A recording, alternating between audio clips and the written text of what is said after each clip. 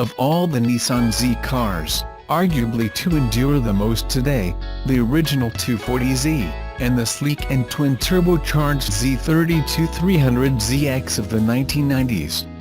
And the designer of that car, Toshio Yamashita, wasn't just content to design rad cars back in the day.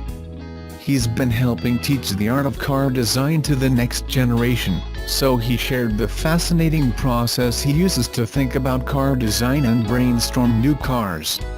Yamashita's design credits include everything from being the lead over the Z32 300ZX to helping with the Air 34 Skyline, 350Z, Infiniti Q45 and even the Nissan Titan pickup.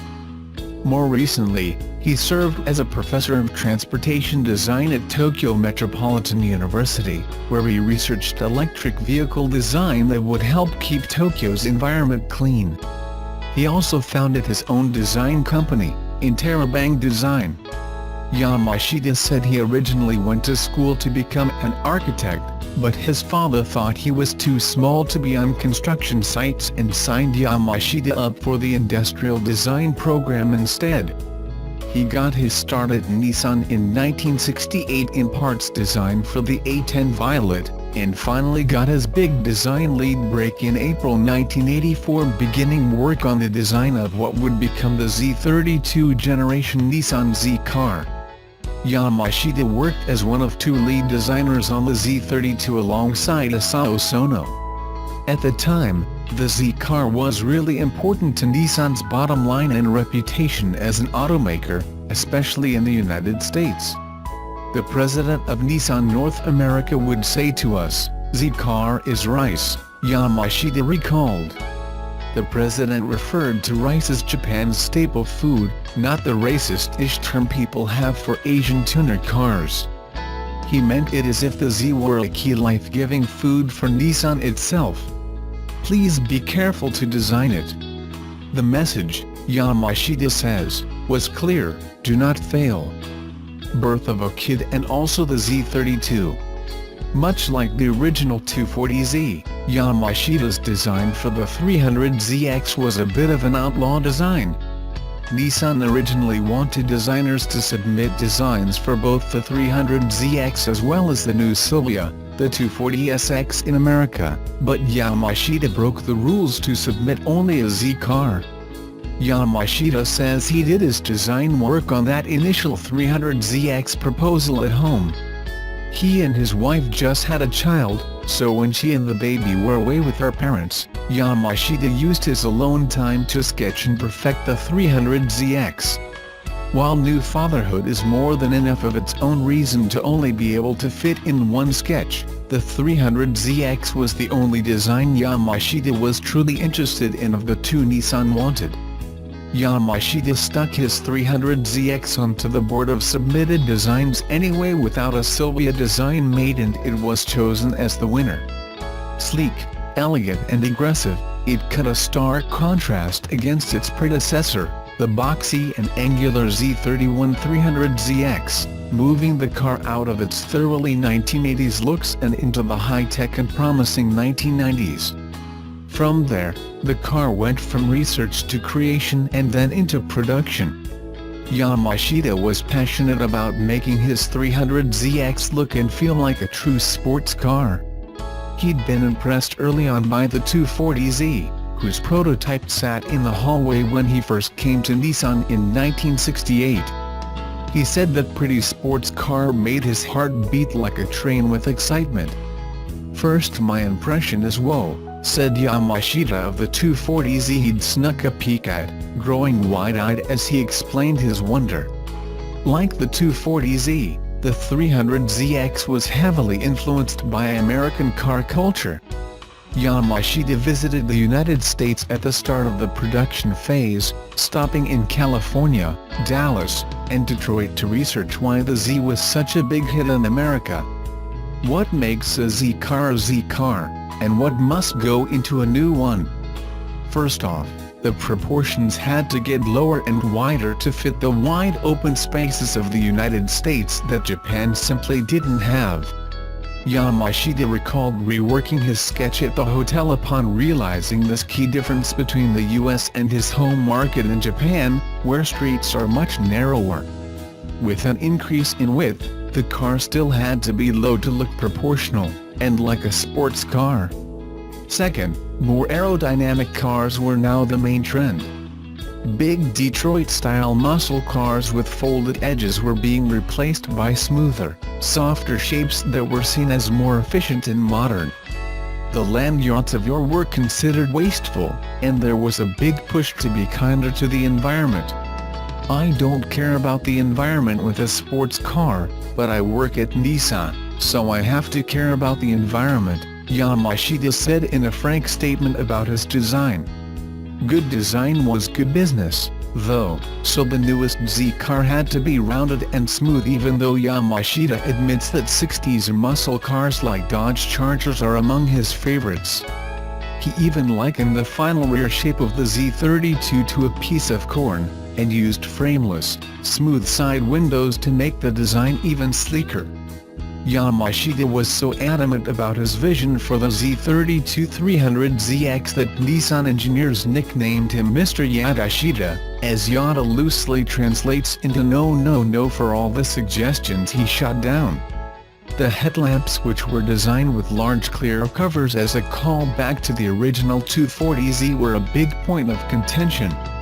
Engineers asked for easier to a more upright, easier to design set that laid up at a 45-degree angle or that popped up from the front, but Yamashita held firm on his original 60-degree angle spec to maintain the car's sleek shape.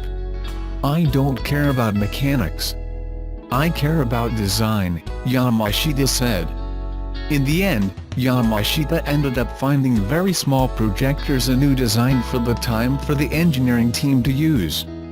It's highly unusual for a designer to suggest technology back to the engineering team, but he was adamant about his design. Lamborghini later even used the 300ZX's headlamps on the updated Diablo. The Z31's pop-up headlamps, cool as they are, seem hilariously dated in comparison.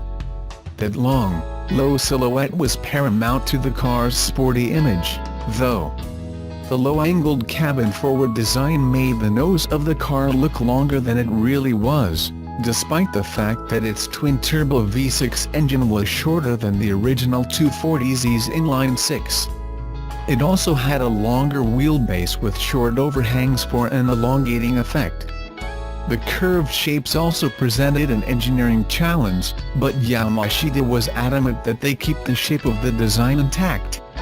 He said that around 30 prototype windows were rejected in order to protect the shape. Likewise, the antenna had to be re-engineered to be moved from the front fender to the back of the car, where it worked better with the low design. From sketches, the car went into modeling and then into production. The car launched in June 1989 in the US market and went on to become one of the most celebrated designs in sports car history. How to design your own cars. But let's back up a bit. Yamashita's biggest contribution to the Z32 wasn't his refusal to compromise. It was his original idea, sketched out and ultimately chosen for Z-car glory. One of Yamashita's lasting contributions to automotive design has been his willingness to teach younger designers and enthusiasts what he knows about designing a car, so he walked the attendees at ZCON through an example sketch to demonstrate his thought processes. Creating tension is key to Yamashita's design sketches. The pressure and thickness of lines on a sketch are key to showing this tension visually, with a stronger line signifying a darker space in the sketch.